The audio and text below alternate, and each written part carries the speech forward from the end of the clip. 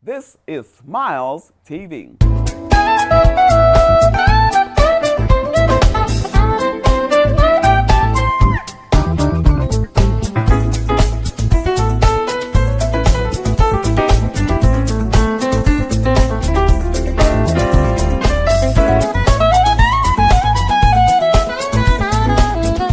Welcome to Smiles Television Talk Show. I'm your host, Stephanie Anthony Miles, and thank you for tuning in to another broadcast.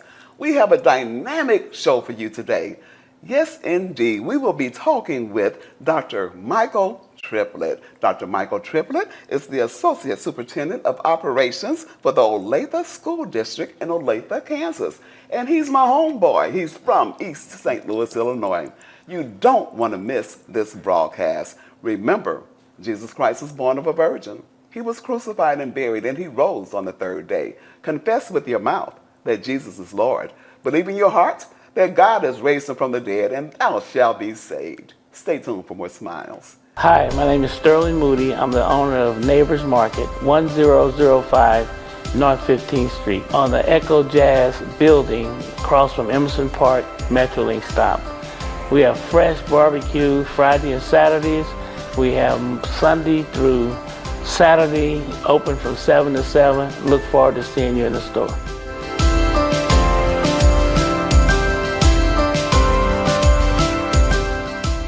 The enthusiastic, innovative, and transparent native of East St. Louis, Dr. Triplett is an educator committed to excellence. And with great humility, he models servant leadership. Dr. Triplett earned a doctorate in philosophy and educational leadership from Capella University and holds numerous other degrees. Known as a school turnaround specialist while serving as program director at the innovative Concept Academy and principal of Charles Summer High School in Missouri, Dr. Triplett increased the student attendance rate by more than 50% and decreased the out-of-school suspensions by over 100%. Dr. Triplett's unique swag has enabled him to reach youth who would otherwise become lost in the system. His success has garnered the attention of many local and national media outlets, including being featured on Tavis Smiley's special, School to Prison Pipeline. Dr. Triplett is a man on fire who has an established reputation for lifting as he climbs. His motto is, it takes street sense, common sense, and academic sense to make sense. Because if you can't reach them, you can't teach them. Character, but brilliant. He's the kind of person that he's strong and he's direct, but he also has a good sense of humor. No nonsense, straight to the point, from the streets, but very educated. Academy with Dr. Triplett would be just laughter all day long. And he definitely puts his students, his staff, the administration, and himself before anybody else. So and he's like does the best of both worlds. He's like that father figure to them, so they feel comfortable enough to open up to him, but also they know that he don't play around.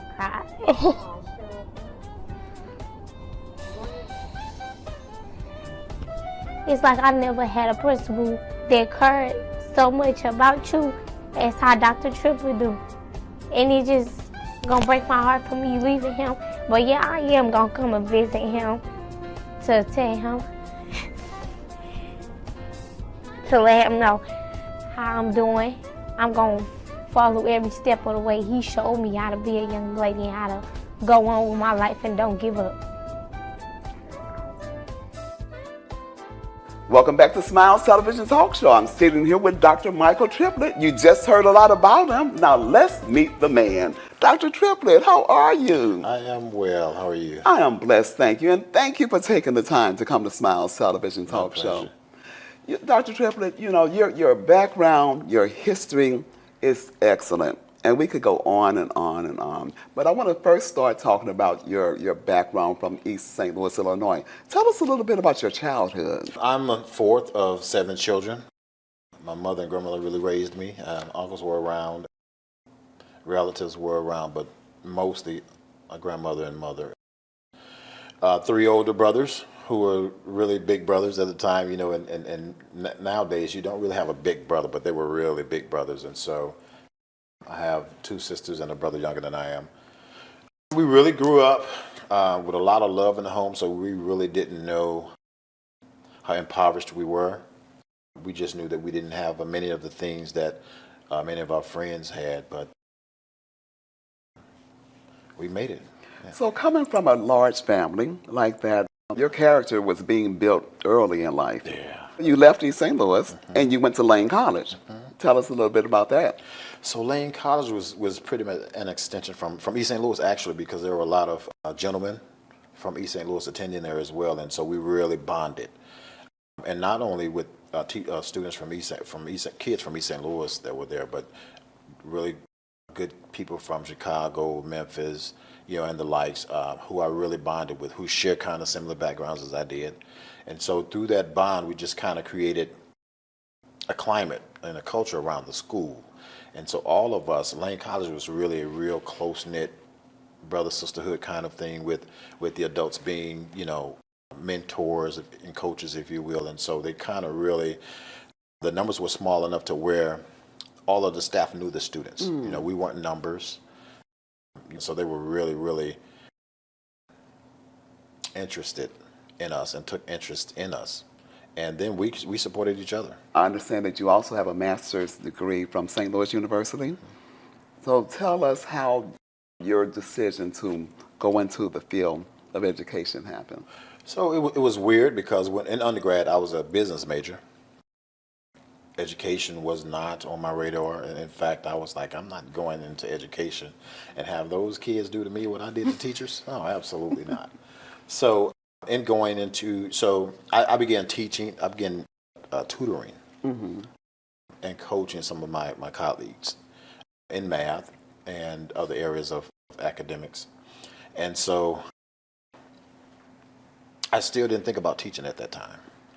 But when I graduated, I started tutoring some kids after school at the Leslie Bay Davis Neighborhood House. And I said, man, maybe this is my calling. And so I began substitute teaching in St. Louis public schools, and really loved it. Really loved it. And from that kind of spurred other things. I became a school social worker and assistant principal in elementary, middle, and high school, and program director and alternative school, and then my time in central office as assistant superintendent. I understand, and I see that wherever you go, most people say that you tend to turn things around quickly. How do you do that? The key is in the building. You have to really get those people who really want change, who are in the building. It's not about any external factors. You have everything you have in the building. And many teachers, if not most, they want change. Many kids, if not most, want structure. And so you just kind of team up with those power players of teachers and other administrators who want change and who are ready for change, and those students who want change and who are ready for change, and listen to them. Their voice counts. Their voices should be in your vision statement. All stakeholders' voices should be in your vision statement. They should be in you should feel their voices in the hallways, right? And so once you get all of their buy-in and everyone's agreeing to everything, and then that check and balance is in the system, and the check and balance is within each other. And so you get all of that, and all I do is maintain it. I understand. So let's talk about this quote. It takes street sense, common sense, and academic sense to make sense. Because if you can't reach them, you can't teach them. Absolutely. So our kids come with, especially the black male. Now I want to focus on the black male because I want to come back full circle to it. But with the black male, the one thing we know how to do is fight, right? And so we come to our school settings with a phenomenal amount of street sense, of street savvy. We come with a strategic amount of common sense, and we use those things to make academics relevant to us. So a lot of times we say, why are we learning this? Well, those of our African American males, tools to make academics relevant to them. What we don't do, though, is in the school setting, is use those tools that they already have to make academics make sense to them. Okay. And so that's a way to reach them. And you get down with the kids. I was watching one of your videos, and one of the teachers said that you would actually sit at the tables with the students to engage with them. How do they react to that? They love it because a lot of times they teach me. And it's weird how, in many cases, kids speak kid language. They don't speak the language that we speak. And so a lot of times when they don't understand us, another child can teach that child exactly what you're trying to teach in a different language. And it's weird, but it happens. And so a lot of times I sit down with children, it's just learning how they do things. And if I can add to it, I add to it, and then I question then. I was also watching, and I found out the staff members and your co-workers and students respect you, too. So even though you engage with them, you maintain a level of respect. How do you balance that? Well, the good thing is that everybody has a voice, and people know that I don't have to. I have a presence, and so I don't have to throw around weight to keep that presence. I hold everybody accountable, and in the same breath, I want everybody to hold me accountable. Mm-hmm. So if I say that I'm going to do something, you make sure I'm on task with doing what I say I'm going to do, and vice versa. And so I'm not too big not to be chastised or be brought and have my tail pulled and say, Dr. Triplett, you're not on target. I think a lot of people respect the fact that I can be that kind of a leader who leads from the back, and I don't have to lead from the front. Give me an example of a student's life that you know that you have changed and had a great impact on. One student I could really think about is a student named Daje Shelton. Daje was a really troubled girl. Mother's phenomenal. Her mother is a real phenomenal resource. She's really open to receiving help for Daje. And Daje really had a really troubled background. When Daje came, she was attending Northwest High School in St. Louis, public schools, and she somehow ended up in ICA at the alternative setting. And so Daje really was not encouraged. In fact, she was discouraged many times because of the whole stigmatism around alternative schools. And so she just had this mindset that she didn't want to really graduate or do anything or make anything out of her life. And so the whole school really rallied around Daje and trying to push her. In Daje's senior year, she was 12 credits shy of graduating. And so the academic team and myself and talking with Daje and her mother really put her on a path to create some avenues so that she can recoup those credits faster and graduate on time. And in fact, a movie, I believe she was in the movie documentary called To Akeem or For Akeem or something. I remember that movie. Yeah. So it was about her, and that was actually Daje and Daje's mom in that movie. Wow. And she really did a turnaround at the last minute. I mean, we would go over to her house and tutor her, and she would come into schools on Sundays. The movie did a really good job, but it didn't do a justice of what actually occurred. I think the movie did a phenomenal job, but it actually didn't do justice because Daje really, really went through a lot and did a lot of things to turn herself around, even coming to school on Sundays, and staff would volunteer and come and keep her, babysit her child in the office while she go through what she needed to go through, get her lessons done. And so it's a lot of people poured into one person, and not just Daje, but we did the same thing for many kids who needed it. No money, teachers weren't being paid, but they would come and volunteer on a volunteer basis. And so it just took that kind of thing. I was having, even in an alternative school where kids were last chance, I would give them Sunday school or Saturday school. You come there and you sit down and you get some lessons done, and I would take my time and throughout the day and come How back. excellent is that? Tell you what, we need to take a quick break, and we're going to come back, and I want to talk about mentors in motion and do right swag. Okay? Don't go away. We'll be right back with more Smiles. When you visit Big Mama's in East St. Louis, Illinois, located at 5900 St. Clair Avenue, you will need a fork and a bib. Big Mama's is known for their barbecue, cakes, excellent service, and giving back to the community. Call in, eat in, drive through, carry out, order for your office. You can call Big Mama's at 618-398-8950 or visit 5900 St. Clair Avenue in East St. Louis, Illinois. Welcome back to Smiles TV. I'm talking with Dr. Michael Triplett, who is the Assistant Superintendent of Operations for Olathe Schools in Olathe, Kansas. We were talking about a documentary, and I cut you off, I believe, in that conversation, you can elaborate a little bit more about that documentary.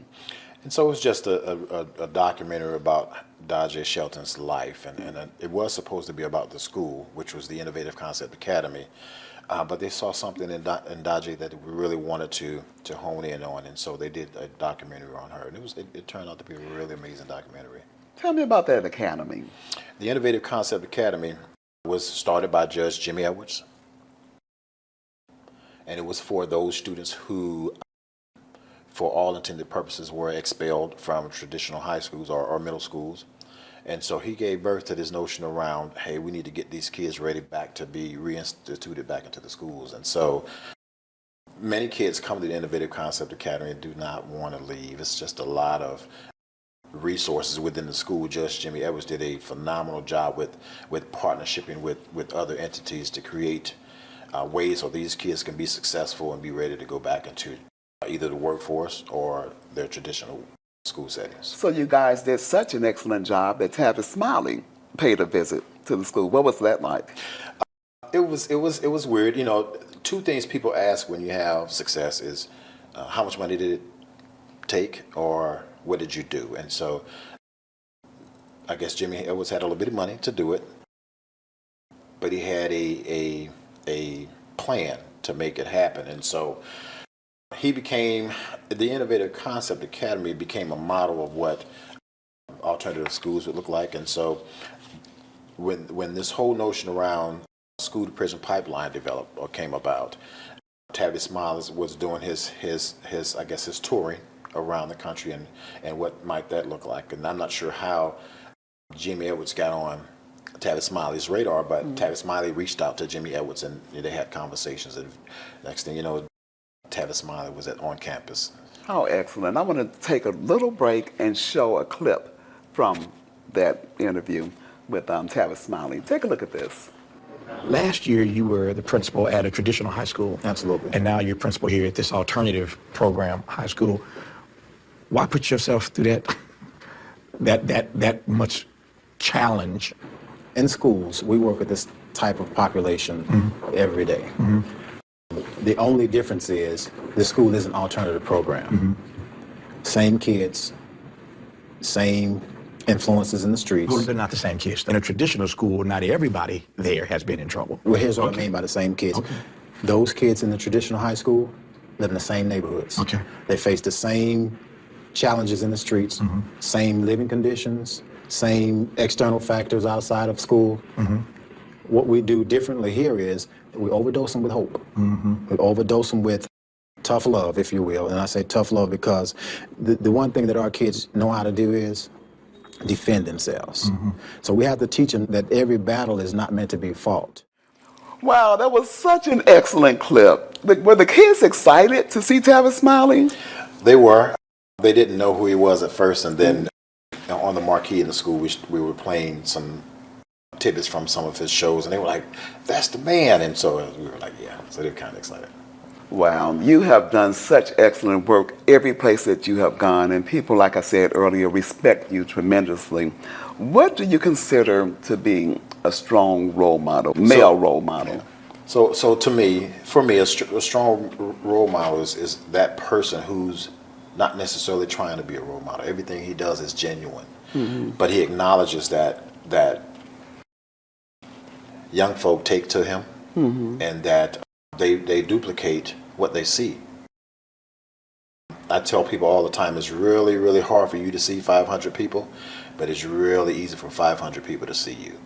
And so people see and watch what you do, so you gotta always stay cognizant of your surroundings, how you do things, where you do things, because you never know what light bulb would turn on for some young person or even some older person. In the terms of role models, that'll come. You'll have kiddos saying, "Dr. Triplett, I want to be like you. Or, Dr. Triplett, can you help me get here?" And so then you become that automatically, not necessarily saying I'm a role model for him, but it comes. Tell us a little bit about your book. So my book is called Different Thinking Leads to Different Outcomes, and it's a guide on how to educate the black male student. Okay. Many years and many students of color, but particularly black male students because I'm a black male, and I was once a black male student, and in many cases still am. But a lot of times we're misunderstood. The crazy thing about it, we're misunderstood throughout all races and all ethnic groups and all genders, right? And we're misunderstood because of our mentalities. A lot of people say we're too aggressive, or we don't care, or we're nonchalant. And in many cases, it's not the case. It's that we don't understand. And we won't, a lot of times, we won't cry out and say, help me, because of that macho thing. I don't know what that is, but we won't say, help me, even when we need help. We can die on our beds needing help and just won't say it. And so when we don't say it, a lot of people don't pick up on it. And so they just move forward, and thus creating that whole notion around the African American male being misunderstood. So the demographics of the Olathe school district is very different from where you came. How do you bridge that gap, or how do you mesh your background with what you're dealing with today? You know, what's odd is that Olathe is a really thriving school district, but they still have challenges. There are kids in those districts, white and students of color, who have challenges. You know, have similar challenges in terms of family dynamics, right? Socioeconomic statuses, and so they too need assistance. And when you start talking about districts as large and as thriving as Olathe is, there are students who are missed. There are missed populations of students because you have a lot of resources, and a lot of people gravitate towards those resources. But when you don't know how to find that missed population of students, those are the students who get missed. I understand. Did you have any trouble with the students regarding your race? Absolutely. You know, it's surprising that Olathe Public School is an absolutely amazing district. I mean, really good people, friendly people. I have my supervisor who is Brent Yeager and John Hutchinson. Those are my two supervisors, but they're just amazing people. And then we have a senior leadership team full of people who are in it for children. They, I don't believe, in my opinion, see color. They see children, and they want all children to be successful. And the teachers, they're phenomenal. Excellent. We did not talk about your sports background. And you played basketball, and what was that like for you? So I really thrived at all sports. My favorite sport, the first sport I ever played was co-ed volleyball, and I loved it. I love volleyball today. But I really excelled in basketball and football. I kept quitting in high school, right? So I quit because I couldn't. I lived on 14th and Exchange, and I went to East Side, so you could see how that walk was. So you walked from 14th and Exchange? Yes, sir. That is a walk. Couldn't afford the bus line.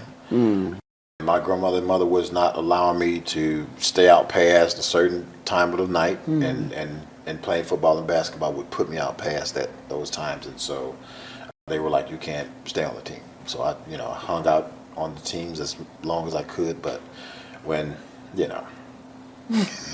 daylight savings caught me, I had to bring up the sports because I love sports, and I actually ran track and played tennis in high school. My brothers were into basketball. Dr. Triplett, is there anything that we have not discussed that you want to make sure those who are watching know about you, or something you want to instill in others? So I'm a lot of people call themselves change agents. I consider myself a game changer, and I say that because you have to be more than what people see and want, because we have to, as black men, and I want to focus on black men, we have to do the extra thing, whatever that extra thing is, to make people understand who we are and to make people see us. We can walk around all day with the loudest cologne on, the best looking suit, but nobody sees you, nobody hears you. So what do you need to do for yourself to make people hear you, or to make people see you? And the more people, the more you climb, how many do you pull up when you climb? And so it's all about lifting as you climb. And so for me, I would tell every educator, get to know every student in your room. principal, get to know every kid in your building, and that way you can be that much more, and teach teachers how to be culturally responsive. That way you can reach those students. You can reach all students, not necessarily just people, students of color, but you can reach all students because now you've created bonds and relationships, and so that's how you do it. And what's next for Dr. Michael Triplett? So I'm looking at probably two routes. I'm probably looking at the superintendent route, or even the college president route. One of those two routes. Either way, I want to wrap up the next 10 years changing lives. Okay. Well, I want to thank you for taking time to be a guest on Smiles Television Talk Show. It's really been enjoyable talking with you. And I want to thank you for tuning in to Smiles Television Talk Show. If you get the chance, Dr. Triplett, will you come back? Absolutely. Okay, see, we got you on camera. And maybe we can talk about my book then. Where can people find it? They'll be able to find it right now. They'll be able to find it on Amazon when it's out. Okay. Well, thank you. We'll put it up on our screen as well. Thank you for tuning in to Smiles Television Talk Show, and I hope you have enjoyed our guest, Dr. Michael Triplett. Remember, only what you do for Christ will last, and Jesus is the Lord. The Lord be magnified. Keep smiling.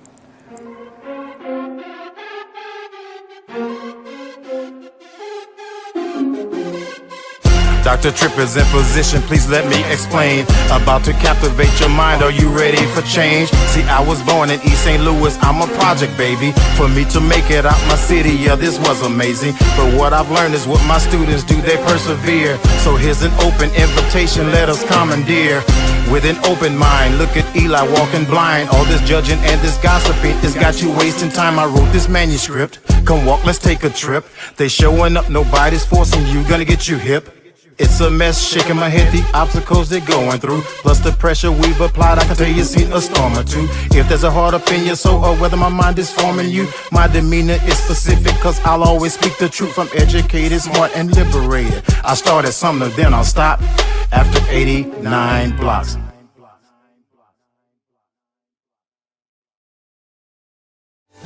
IDEX Media does a lot. From IDEX Photography to IDEX Films. We help create forever memories and forever impressions.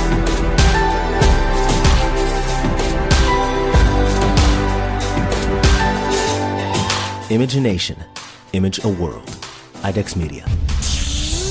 Awesome sauce. Yeah, baby. If you have an interest in being a guest on Smiles Television Talk Show, or if you have any show ideas, contact Stephanie Anthony Miles at smilestv777@gmail.com. You may also call 618-741-3770. Tell your friends to subscribe to the Smiles YouTube channel. Let Smiles TV increase your reach. Remember, you look better with smiles.